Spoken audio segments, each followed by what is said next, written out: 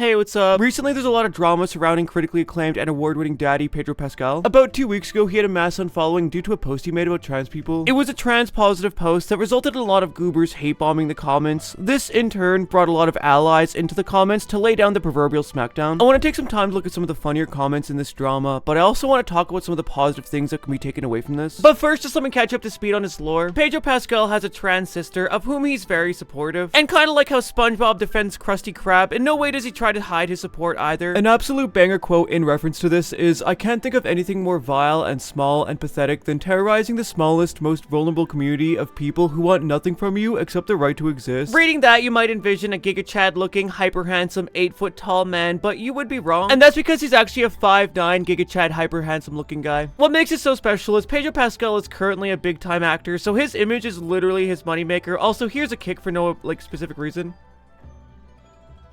Beware of my kung fu. As the very real Moist Critical, I'm still trying to figure out how to frame my videos. Let me know if I'm doing well in the comments. This next part is from Lux, Pedro Pascal's sister. I'll be quoting this from people.com. In the interview, Lux expressed gratitude for her brother and his support, noting that he has been an important part of this. He's also an artist and has served as a guide for me. He was one of the first people to gift me with the tools that started shaping my identity. She came out to him as trans over FaceTime, she revealed, and he had the sweetest reaction. He asked me how I felt because I remember he was a little worried. When she told him she was happy, he was quick to congratulate her. Perfect, this is incredible. Lux recalled Pascal gushing to her. Pedro Pascal is quite active on his Instagram, and he's constantly defending the trans community on there. Just look at this recent picture. A world without trans people has never existed and never will. Now, of course, one of the main reasons I wanted to make this video was just to gush about Pedro Pascal, but there was another reason, and that is this post. It got about 1 million likes, which is not a small number, but what's more interesting is the comments. A bunch of MAGA maniacs cried about the post right before unfollowing, which led to them getting absolutely roasted. Biologically, all embryos start off female, therefore all men are transsexuals, including the orange tan men. Imagine being disappointed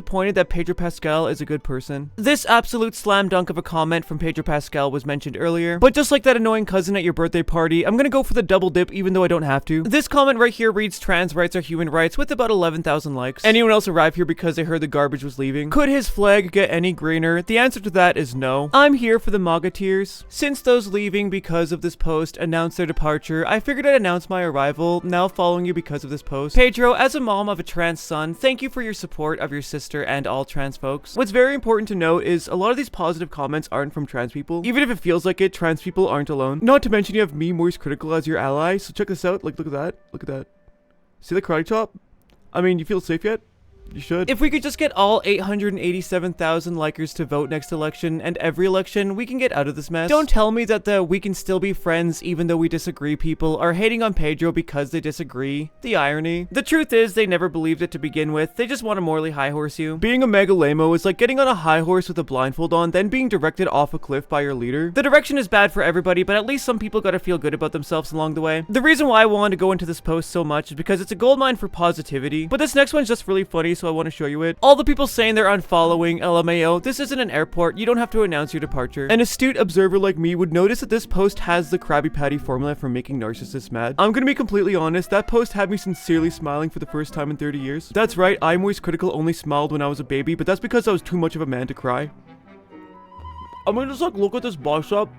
Here's a really interesting one that actually kind of gives me some more hope. I'm a registered Republican, not MAGA. I don't follow celebs, but I saw some of the back and forth between you and the haters. They left, so I'm following now. Hashtag respect. Believe it or not, and it is rare, but there is Republicans out there that do advocate for trans rights. But the point I'm making is most of these comments that are positive are actually from cis people, so it really shows we're not alone. And I know now more than ever, a lot of people need that reminder. With that said, this next comment gets my point across perfectly. Hello, cisgender white male here, late to the party. I heard you were supporting the transgender community and that there were men who decide not just to unfollow you, but to be vocal about it. I'm the opposite. You were already one of my favorite actors, but I'm going to start following you because of your support. And finally, from the highlight reel, here's a few of my favorites. To all the people saying they're unfollowing, thank you for your service. The trash takes itself out. Trans people are real people. I like this one because I can see the heart's in the right place, but it's kind of like a Nat 1 charisma check where it just comes across so poorly. Bless Sergio for his attempt though, I really do appreciate that. This is objectively the funniest interaction I've seen yet. One of the allies said this would really upset the opposition if they could read. But this absolute goober took it literally and responded with, "Bro thinks we live in the 18th century still." It's like watching a Pokemon hit itself in its own confusion. I'm gonna give him the benefit of the doubt and think one day he'll realize he was just being called stupid. The amount of stupid juice he has to be drinking to think that was a good comeback is insane. But you wanna know what's not insane? Is the amount of goof juice you'll drink if you buy goof juice with the code genderfluid. Yeah, that's right, G-Subs is sponsoring my video again. Be a cool kid like me, Moist Critical, and buy the best flavor in the world, goof juice, with the code genderfluid. You'll save 10% off and support trans content directly. I wanted to include this comment because it's just really sweet, and I don't want to live in a world without them either. And finally, the cherry on the cake. Before I bring all my points together, I just want you to look at this picture and see how incredibly slay Pedro Pascal is. Name one other person that can wear short shorts and a trench coat and make it work somehow. Please, I dare you to. Algorithms tend to give us a lot of negativity these days, but unless you see the positivity, you might think it's a completely impossible battle when it just isn't. Pedro Pascal is one of many allies out there, and their voices do matter. And I mean, among your allies, you have me, Hit Celebrity Moist Critical, and look at this.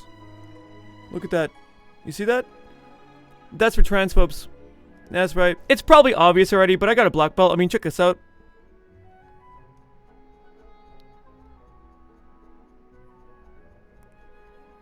A little bit of a flip for you. So yeah, even if it feels like it, we're really like... One sec.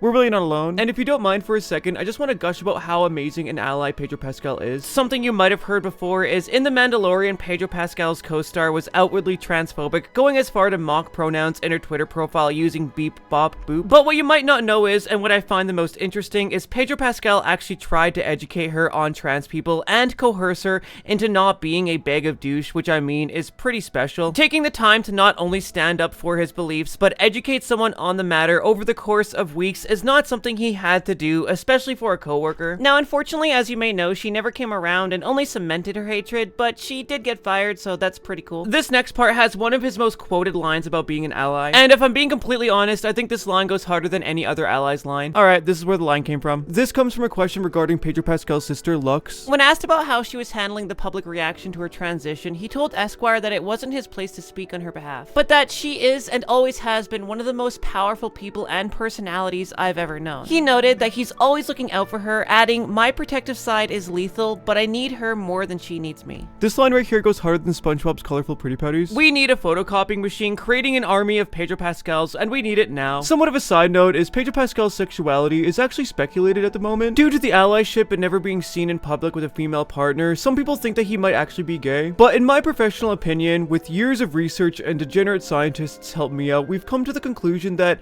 his sexuality is none of our business. Also, he is my future husband, so... I mean...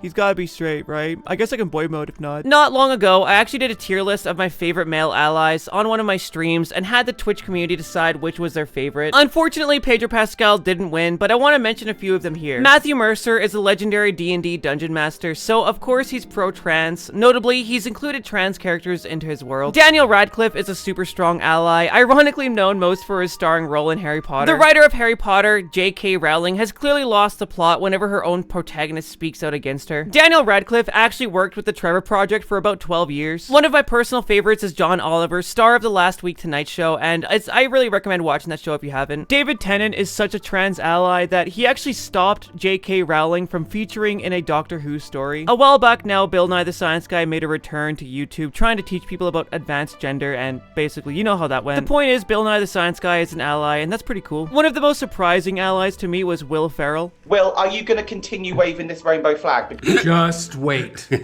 Not to get too far off track with Will Ferrell, but I just found out that he's in a documentary with transcoding, so I'm gonna have to check that out. I knew he was an ally, but I'm figuring out right now he might be much bigger of an ally than I expected, so maybe I'll make a video on that. The moral of the story is, we're not alone, and if Pedro Pascal can't be my daddy, maybe he can be all of our daddy. Alright, that's about it. See ya.